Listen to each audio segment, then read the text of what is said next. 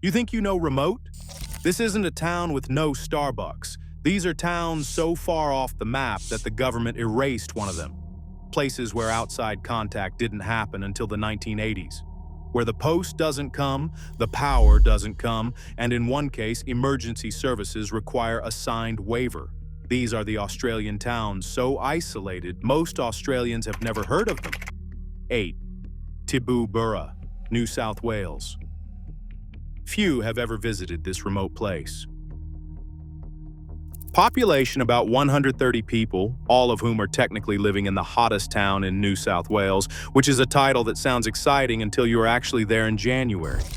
Tibu-Burra sits in the far northwest corner of New South Wales, about 1,187 kilometers from Sydney. To put that into perspective, you could drive from Sydney to Melbourne twice and still not have covered the distance to get there. The town started as a gold rush settlement in the 1880s, originally going by the name the Granites, and today it serves as the gateway to Sturt National Park and the spot where Queensland, South Australia, and New South Wales all meet in the middle of absolutely nowhere. Here's the detail that tends to stop people in their tracks. In 1938, the Aborigines Protection Board forcibly removed almost the entire remaining Aboriginal population from Tibu-Burra and the surrounding region. Families were loaded up and sent to distant settlements, Brewarina, Menindee, Kempsey, effectively emptying the area of its indigenous communities in one sweep. That happened within living memory. The town continued on. Most Australians have never heard of it. The irony is that Tibu-Burra is genuinely spectacular. The landscape is all sculpted red boulders, massive skies, and light that turns orange in the evening in a way that photographers drive for days to capture. It is just that between you and that view is a very long, very hot, very isolated drive with no guarantee that the one pub will be open when you get there. Pack extra water. That is not a suggestion. Think this is remote? The next town was nearly wiped off the map twice, once by drought and once by death. 7. Inaminka, South Australia. Population about 15 people, give or take, depending on whether you count the ghosts. And given what happened here, that feels like an appropriate caveat. Inaminka sits on Cooper Creek in the Strzelecki outback of South Australia, around 1,110 kilometers from Adelaide. It's a settlement so small that it nearly vanished entirely in the 1950s when drought and poor access caused near abandonment, earning it the nickname of a ghost city, which is quite something for a place that only had a few dozen people to begin with. The creek itself, though, is remarkable. Its deep water holes, including one called Kolyamurra, are famous for having never run dry. In a landscape that kills through thirst, that waterhole has been a lifeline for Aboriginal people for thousands of years, and later for every desperate explorer who stumbled through. This is the site where explorers Burke and Wills died on their return from completing the first south to north crossing of Australia in 1861. They made it all the way across the continent and back, only to perish right here within reach of help that never came in time. Memorials near the town mark exactly where their bodies were found. The kicker?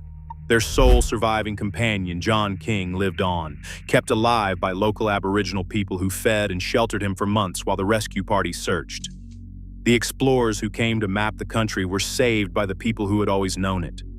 A place so remote it became a graveyard for legends, and yet life has continued on its banks for thousands of years without interruption. You genuinely cannot buy that kind of irony. That's number 7. Number 6 somehow manages to be weirder. 6. Birdsville, Queensland. Birdsville is a tiny desert town, population roughly 100 people. Unless it is race weekend, when around 8,000 to 10,000 people descend on this dot in the desert like it is a major capital city. That must be an absolutely unhinged experience if you live here year-round. Birdsville sits on the edge of the Simpson Desert, about 1,600 kilometers west of Brisbane.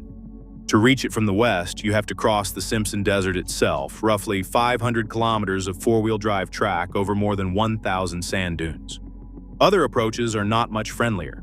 The town has one pub, one general store, and one airstrip, which covers pretty much all the bases for human survival. The nearest hospital with full services is over 300 kilometers away.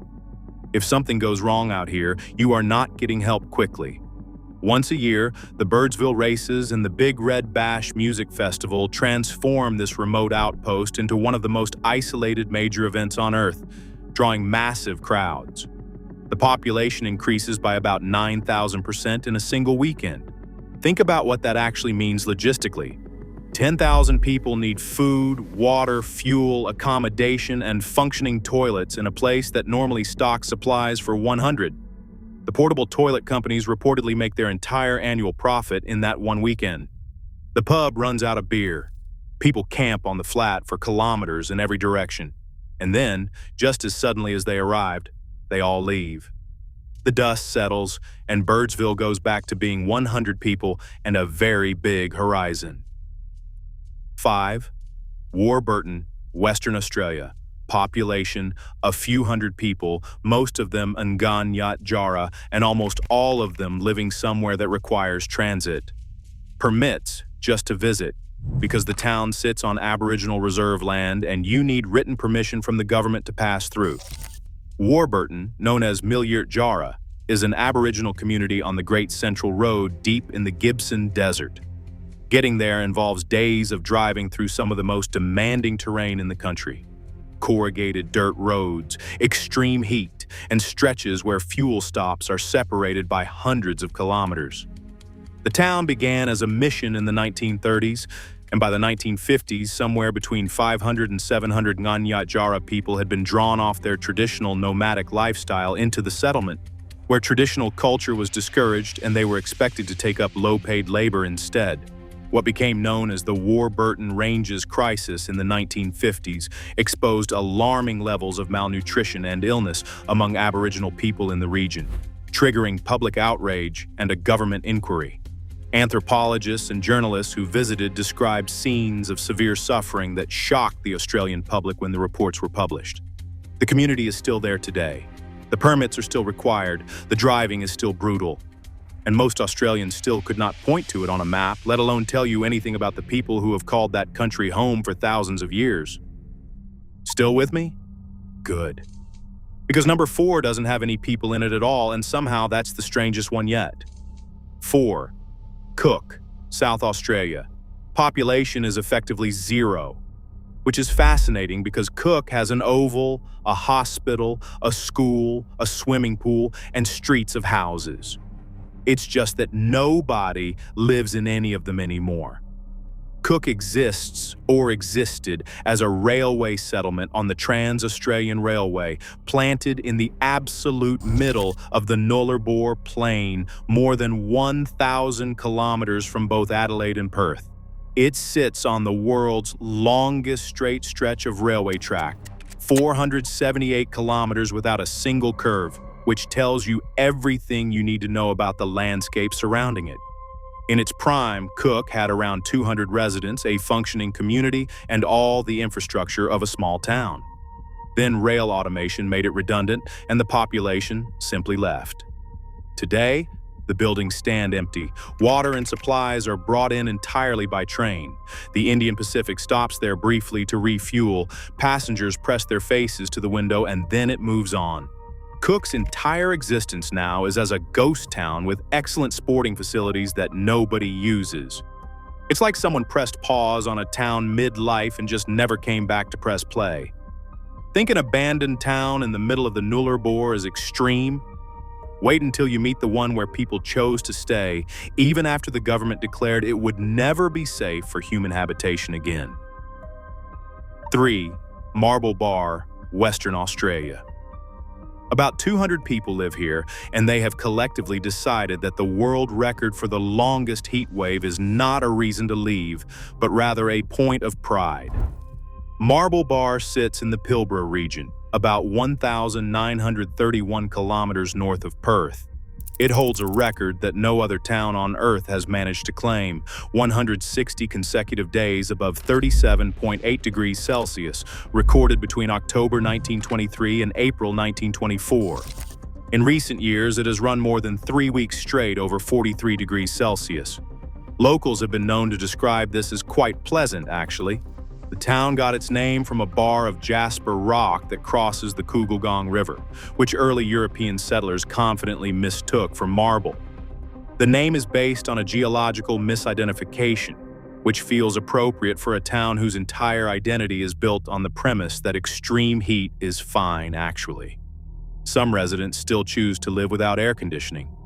The nearest city with proper urban amenities is Perth, a 14-hour drive south. The flies, by all accounts, are relentless. People stay anyway, mostly for mining, and mostly because at some point Marble Bar just gets into you. Think choosing to live in the world's hottest town is the peak of Australian stubbornness? The next one makes Marble Bar look positively sensible. 2. Wittenoom, Western Australia. Population officially 0, enforced by law.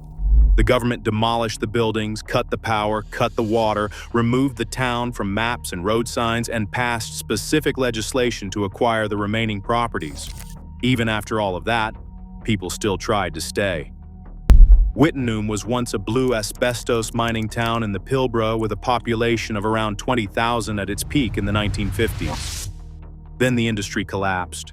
The health consequences of asbestos exposure became impossible to ignore, and the town slowly emptied out over decades.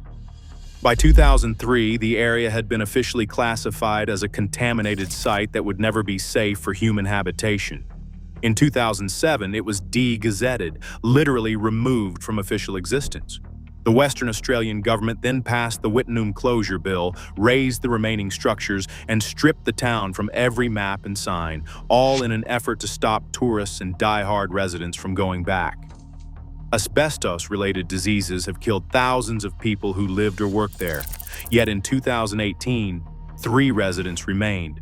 People who refused to leave a town the government insisted should not exist, living off generators and water tanks, with no mail delivery and emergency services that required a signed waiver. The last resident was finally evicted in 2022. That is possibly the most Australian story ever told. The government says you absolutely cannot live here, and the response is to die there out of principle. 1. Kiwirrkurra, Western Australia. Kiwirrkurra is a small Aboriginal community in the sandhill country of the Gibson Desert. It lies approximately 1,200 kilometers from Alice Springs. The community is widely considered the most remote community in Australia.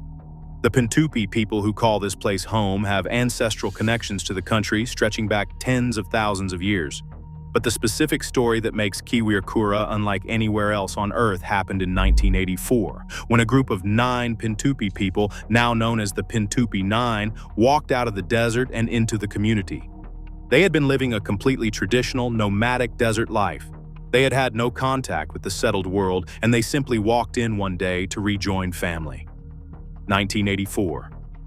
That is not ancient history.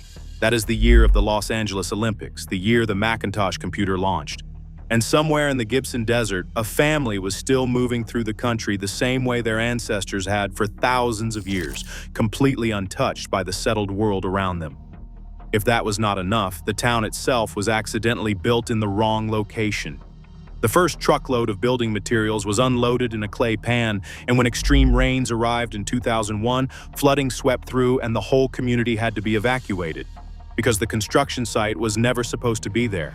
Even getting the materials in had been an expedition. Even the founding of the town had been an accident. And yet there it is, still standing, still one of the most remote communities on the planet, still carrying one of the most extraordinary stories in Australian history. 8 towns that most Australians couldn't find on a map. Every single one carries a story that should have been told a long time ago. Hit subscribe and stick around. We're just getting started on the places they don't put in the brochures.